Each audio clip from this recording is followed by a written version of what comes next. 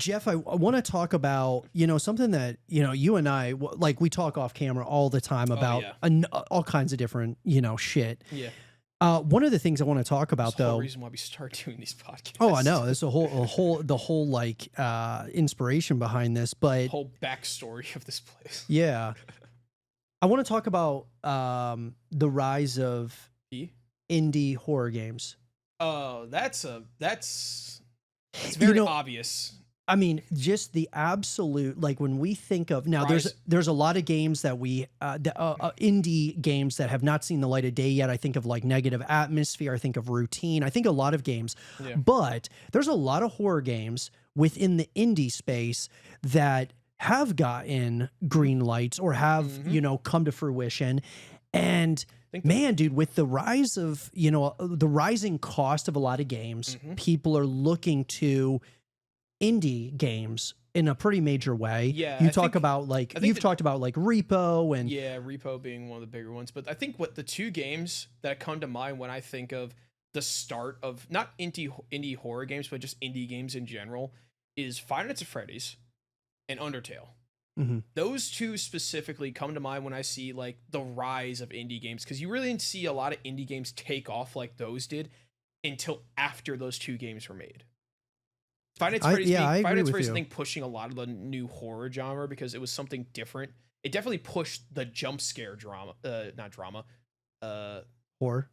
No, genre. That's the word I'm looking for. Oh, genre. Yeah, okay. genre. Definitely the jump scare genre in video games, because I cannot count how many Five Nights at Freddy's clones I've seen on like Flash games.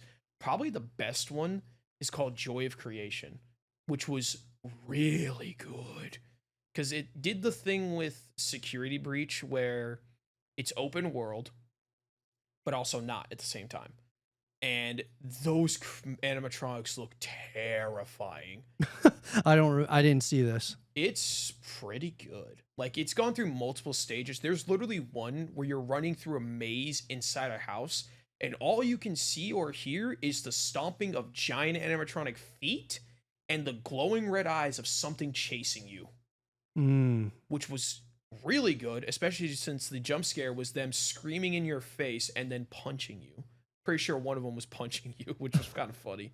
But yeah, that's a good... Well, I think I'm with you that FNAF really kind of started this, especially for the horror genre, the indie game, for horror titles. And then, like, I think recently you had Lethal Company. Yeah, Lethal Company, Repo. Lethal Company and Repo. Like, not to mention those two games specifically are modded out the fucking hell. Like, they are ridiculously modded. Like, one of my favorite ones is called Control Company, where the host of the game is allowed to spawn in and control creatures in the facilities and areas. They can let the AI control them, like them basically just makes them act like how they do, or they can just straight up take control as much as they want.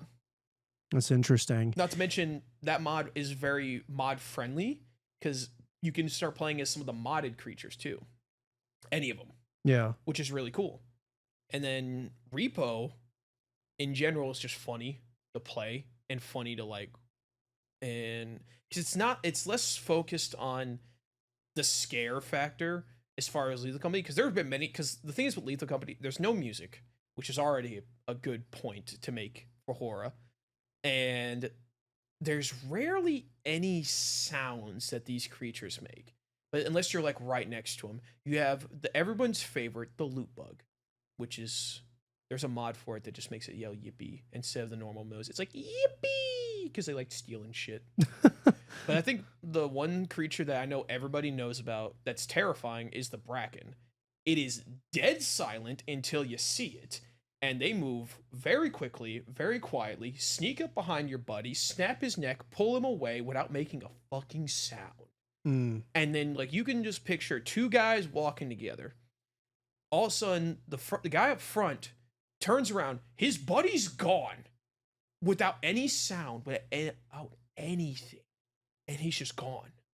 You either get lucky and see his body getting pulled away around the corner, or you just see nothing. And don't even get me started when the power goes out, because that shit's pitch black.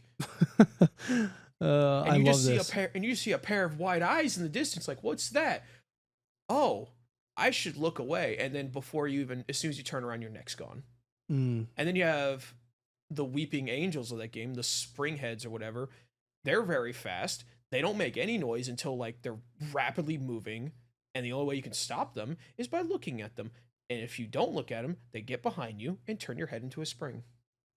Mm. Yeah, they're terrifying. Then you have Repo. Repo is more funny because Yeah, it's goofy, dude. it's so fucking goofy.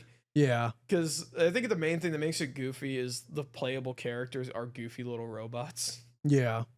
Yeah, That I just know kind of fold in on themselves. Yeah, it's definitely a goofier, style game. Now I will say My favorite meme is the singing one. I'm pretty sure you've seen it.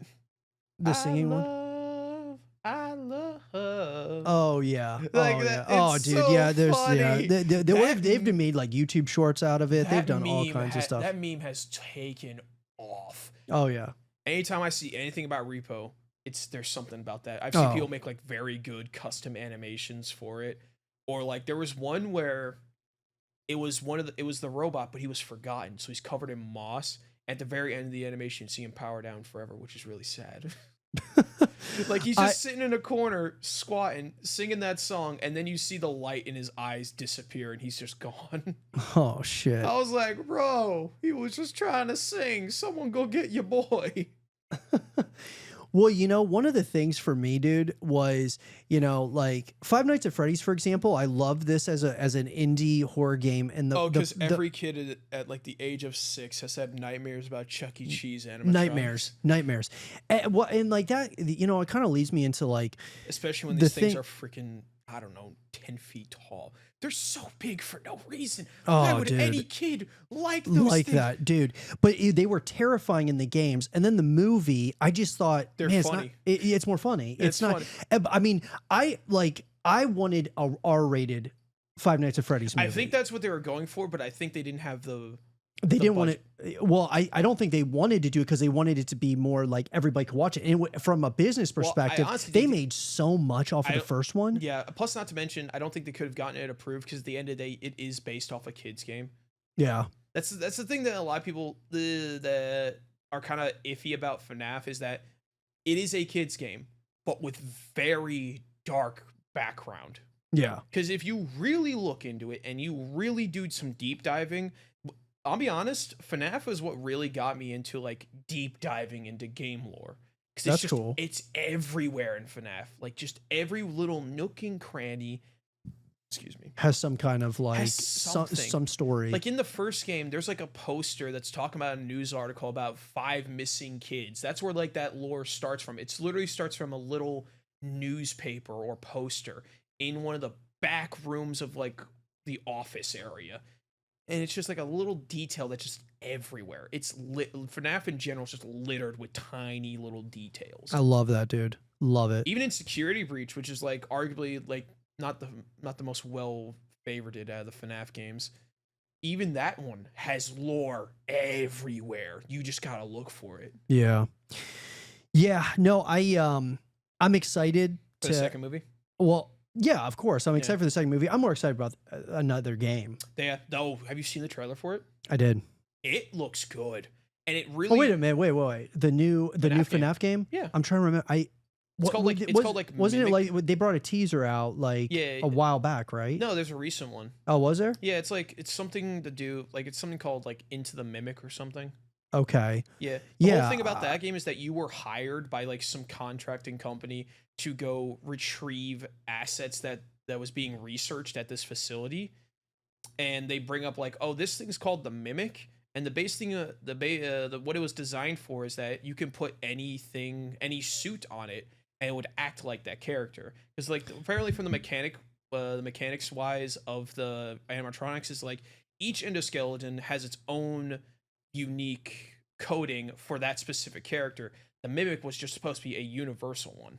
Yeah, Secret of the Mimic. Yeah. Yeah. Oh, no way. It comes out in June. Oh, I didn't know that. I didn't know June, it came out. June 13th. I didn't know it come out June 13th this year. Sweet. That's going to be good. Hell yeah, dude. Yeah. Well, anyways, guys, let us know what you think about the rise of indie games, indie horror games specifically. What do you guys think about? What are the games that you guys are playing right now? What are you excited about? Are you excited about the new Five Nights at Freddy's? Let us know what you guys think in the comment section down below, and let us know your thoughts.